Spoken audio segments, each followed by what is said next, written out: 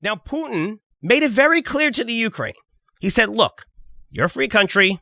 We'll leave you alone. Just don't do two things. Don't touch Crimea and don't join NATO. If you do, we're going to blow you off the map. Just don't do that. And what did this idiot do? Exactly the opposite. Trying to join NATO, and they want to take over Crimea.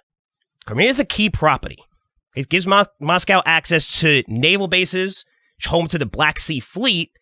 But more importantly, when you're looking at the Black Sea, it's a major warm water, deep water port. Meaning you could ship goods year-round, very, very important, doesn't freeze, and massive ships can pass through, which allows Russia to ship its natural resources and other goods between Europe and Central Asia, two of the biggest markets in the world outside the U.S. It's a big deal. And Russia took this over because they can, and it made sense to them.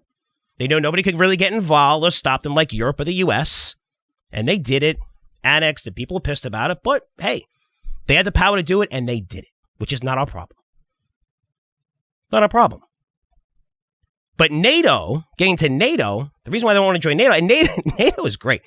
So NATO is not like the UN. The UN is designed for peace. NATO is designed for war. It's to fight war, right? It's a collective defense, meaning if someone attacks a member of NATO, it attacks all the members of NATO. Meaning if Ukraine was accepted into NATO and then Russia invaded, it would be like declaring war on the US, Germany, France, Spain, Italy, almost all European countries who are in NATO.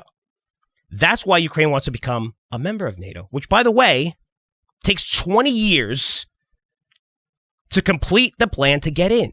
Well, Ukraine only filed in 2008, and they have special agreements, like we're partnering with NATO, and they call it different. They're not in NATO, and they'll never be accepted into NATO because they're a dictatorship now, and it's a corrupt nation. They're never going to be accepted into NATO. But they're trying to smooth it all because they want that power. So as Ukraine, they continue to poke the bear, which is Russia, where Putin said, he said outright, he's saying it in speeches everywhere. Because if you join NATO, it's a direct threat to us. If you do, we're going to take over your country. And honestly, I see his point. I mean, Ukraine joining NATO is like Canada and Mexico joining a special alliance with North Korea and China. Do we allow that? And by doing so, Mexico and Canada would give our greatest enemies access to our borders. We don't even know what's going on there. So the U.S., as a powerful nation, would do the same exact thing Russia's doing right now. It would literally invade Canada and Mexico probably at the same time if they signed such an agreement.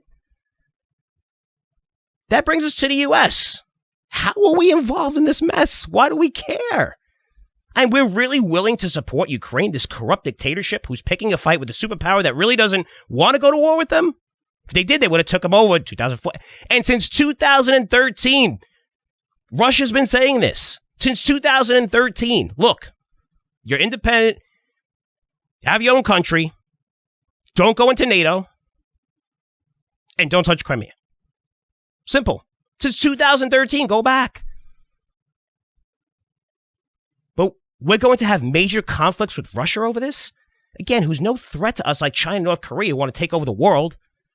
And again, have all of our politicians, major corporations on payroll.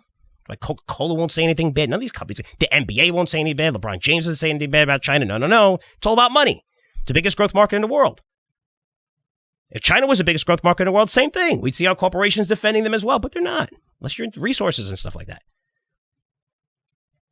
If we're really going to get into a fight with Russia, it should be because we want to take over the natural resources and increase our world dominance, not because some garbage, corrupt country that doesn't support our values and freedoms, who has a comedian as president, who announced on Sunday or Monday morning the date that Russia plans to invade Ukraine, and then said, no, I was just joking, which significantly moved the markets. Are you kidding? You're just joking about war. Hundreds of thousands of people, there's impacts in markets across the world. Oh, I was just being sarcastic. Again, comedian background. But we're really going to get involved just because Ukraine, this corrupt nation, wants to become more powerful? Anyway, war is up to Ukraine. If they don't join NATO or stop talking about joining NATO, which, again, it's never going to happen anyway, they'll never get accepted into NATO, and leave Crimea as is, then Russia won't invade, leave them alone. They said that clear as day. Either way, as a U.S. investor with plans on holding stocks in the long term, it is a non-event. I said the same thing about tariffs. I know you think it's crazy and it moves the markets. As a trader, if you see this invasion, oil will go higher. Again, it doesn't seem likely after today's news. When we hear that they're backing up, moving troops, we'll see. That's today. Could change later on. I'm doing this mid-afternoon. Stocks will fall initially due to uncertainty, but it'll be short-lived. It's just using the pullback to buy some of your favorite names. A lot of these names which are down tremendously already. So anyway, that's the truth. If you want to hear the truth, that's the truth. Do some research on it. Do it from non-biased sites and go out there and you'll see and you'll know why Putin wants to invade Ukraine. You see the corruption. Go back and look at history in Ukraine for every presidency. Every one. It's like marked by some kind of coup or some kind of just fake election. The corruption, the promises.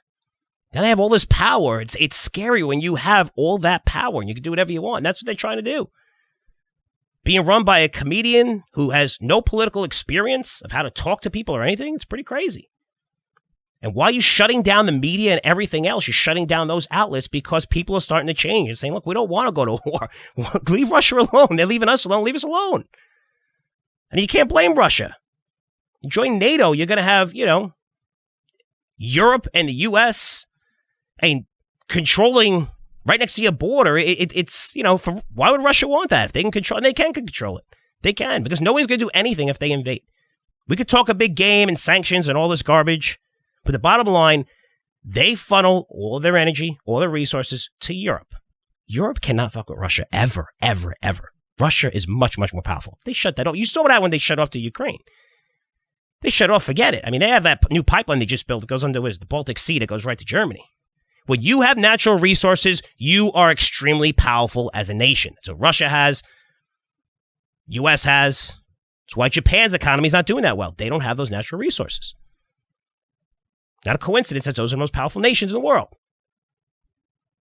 But this whole thing about how Russia's the enemy and why are we involved in this? Why is the U.S. involved? Well, we know why they're involved in this, right? I mean, Biden has huge ties to this, but come on, this is crazy. This has nothing to do with us. Get out of it. We're really going to fight instead of worrying about our borders here, our cities where crime is through the roof and focusing on making our country better. We're fighting this corrupt nation's war for them and picking a fight with a superpower? Are you out of your mind? And what the hell is wrong with us? What's going on? Anyway, I don't see this happening. Even if it does, it's going to be short-lived. See a little disruption in the markets. But again, I use it as a buying opportunity. If you're a long-term investor, I wouldn't worry about this much.